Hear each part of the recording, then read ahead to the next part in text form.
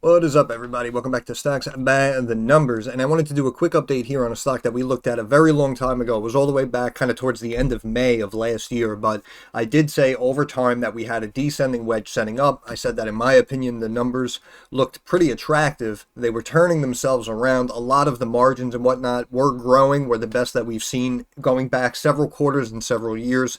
And I did mention that a lot of the price targets on the stock as well were much more higher than where the stock was currently trading. The name of the company we're looking at is Peabody Energy Corporation, ticker symbol BTU, listed here on the New York Stock Exchange. Stock closed today $24.38, down a quarter, down about 1% here on the day. And this right here was when I made the video, and I mentioned that this was a key support level for the stock to hold. I mentioned that we were in this descending wedge. Before that, they were kind of beating the stock up here, bringing them down for a while, keeping them flat. And of course, the year started here, and they were getting beaten up right after the ball dropped. And what I was basically saying was that the stock is due. In my opinion, I felt it was a $30 stock, and it should rebound nicely. And here in the short term, again, it was forming the wedge, and it was going to pop out. I'm going to put a link to that video in the description of this video because I have to pat myself on the back. I was absolutely 110% correct on this situation. I literally also said that it's going to hit the apex and the bottom of the wedge and at the end of May, and I said May 31st, June 1st was probably when the stock would start to break out and climb out of this wedge. Now, of course, granted, it did go lower than I thought it would, and it ended up dropping down here into the high 17s after it was at about 19 and 3/4. But it's like I always say, if we have a play setting up that we feel is going to rebound over time, if we start piecing our way in here in the 19s, and then we have a break here into the 18s and the 17s, if we liked it at 19 and 3/4, we're going to love it down here at sub 18, right? So the stock drops down, as we see top left of the screen, the O, the H, the L, the C, that is the open, the high, the low, the close. You can see the low got to 1771 on May 30th, and then starting on May 31st, as projected, the stock began to rise and finally got back to that point and broke even higher and ended up rallying. Took about 2 months, as I said, probably should happen within the next 1 to 2 months. I literally said that in the video, and we can see the run back up here to about $24 a share. Obviously, profit taking, pulls back into consolidation range, and then makes the next leg higher. I called out the 1-year fib level here of 24.46, saying, in my opinion, that is where the stock is going to go. And you can see that, again, after that slight dip, after we spoke about it, it was nothing but up, up, and away, and it came and got right to that fib level of roughly 24.5. And then, of course, we can see the pop up to 26 with the pullback. We're bouncing around. We got up to north of 27 and have recently pulled back here, back into the 24s. Since that point, the stock has actually missed earnings on 2 quarters back to back from that point, but continued to run up because, as I mentioned in that previous video, in my eyes, we had basically a perfect storm situation taking place where we had a company that was undervalued in the fundamentals, and we had a lot of the technical indicators lining up for us as well. The RSI at the time was sub 30. We had a descending wedge. Obviously, it's a bullish pattern, so we had a lot of reasons in my eyes that the stock should be up. It should be worth more. It's probably going to increase over time. And obviously, we look at companies like that, we wait for them to sell off, get beaten up, and then we buy discounted shares and just give it some time and ride the rebound. And as of last quarter, the company posted earnings about a week ago. We can see here slight miss on the EPS side by about 5%. That's what they're saying is the reason why they shrunk the stock down a little bit since then. And we can see that basically in line with a very slight beat on the revenue side. But again, we looked at a lot of fundamentals in that video. I'll link it in the description of this video, but I just wanted to give you an update, basically kind of just reminding you how good I am, I guess, but also more importantly, as to why I felt it was undervalued and it was going to increase over time. The stock right now trading with a market cap of 3.2 billion. We have a PE of around 5. Again, they reinstated their dividend. Back when we looked at it, they had just reinstated their dividend, and we can see they are still paying.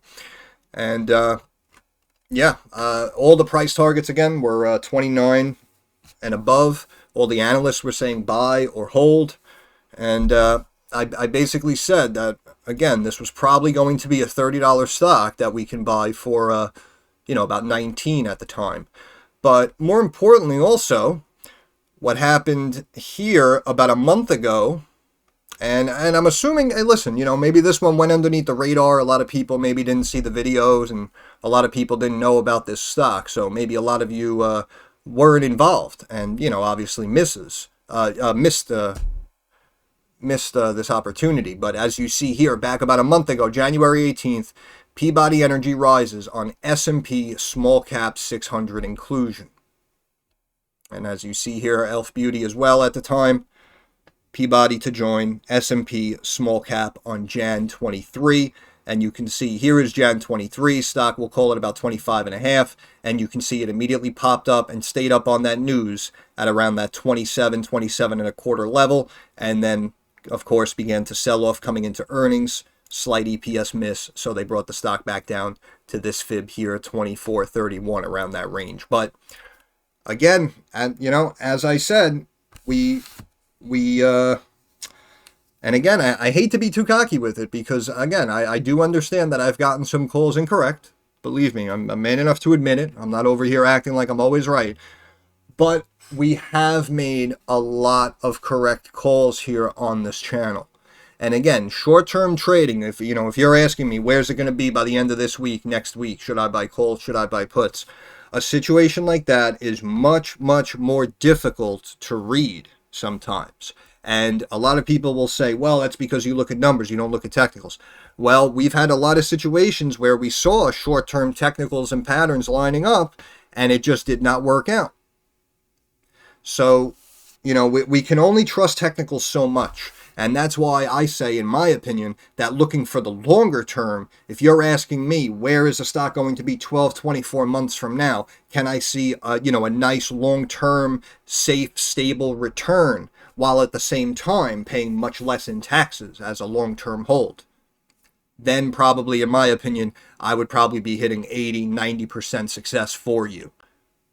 We've looked at a lot of companies, and again, over a 12-plus month time frame, we could have seen some serious returns in our long-term accounts if we simply looked out for these companies and bought them at the deep discounts that Wall Street gave us, and then positioned ourselves at a fair or undervalued price. And you can see again, even if you bought in right at the video, there at 19, again, the stock went up to 27. Phenomenal. We're talking, at least 40, 45%. And we haven't even hit that 12-month time frame yet to where you're paying less in taxes. So in my opinion, if you did get in around here, in my opinion, I would hold, because I still see value personally. And also, you would probably be looking for that 12-month window to pay less in taxes. But since that point, you can see slightly making higher lows and popping out and making higher highs. So after this earnings report, again, could be a little rocky here in the short term, but over in the long term, I still like Peabody, and I am pretty stoked that I got that one right, because I was on point, and I, again, pointed out a lot of things in the fundamentals and the technicals that ended up working out well. But switching over here now, currently looking at stock charts, we can see that now the RSI has been pulling back recently from these 27 highs. And we got back below this 50-day moving average. It tried to reclaim and reject it and drop back down. So we could see a pullback here in the immediate short term. The stock could pull back here to about this $23 level, the 200-day moving average, 23.01. MACD seems to be pulling back to the downside. So like we know, what goes up must come down. These stocks fluctuate. But again, overall, if you jumped in when we said, you are up very nicely. Here on the weekly, as we see now, we have the MACD potentially crossing to the downside. And we can also see the 50-day moving average is also down there at the low 23s. So in my opinion, that's probably where it's going to go next. And we do have some tightening here, so we could potentially have the next leg higher going forward here, maybe, a couple of weeks before the next earnings. But here in the short term, even this bottom Bollinger Band here, 22.52, I do think that is possible, especially since it just ran up. And again, we have some technicals showing us that we could be pulling back. So I would, if you're late, again, the company technically coming off a slight miss on the EPS side for earnings. It's been pulling back. So if you did want to wait for, a 2 or 3 point drop here back into the low 20s, totally understandable in my opinion.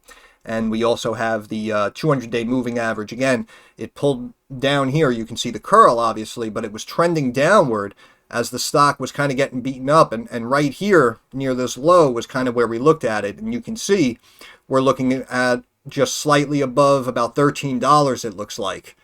But now, since the company, again, kind of bounced off those lows and, of course, got added to the S+P Small Cap, we can see now the 200-day moving average is up here at 1571, and that's what I always said, that now with these moving averages slowly climbing up and following underneath the stock, it kind of, in theory, makes, future support levels and future, discounted pullbacks too, that we can see the stock potentially pulling back to if anything happens, and we could, make a good argument that we can now bounce off of that level and try to rebound to get back to kind of where it was. But the RSI here on the weekly sitting here at sub 50 looks like it kind of got up and flattened out here. But in my opinion, I think that now, especially since they're coming off the mixed quarter, and again, before that, 2 slight misses on the top and bottom line. So that's why if you tell me the stock is going to go down before it goes higher again, I would understand that.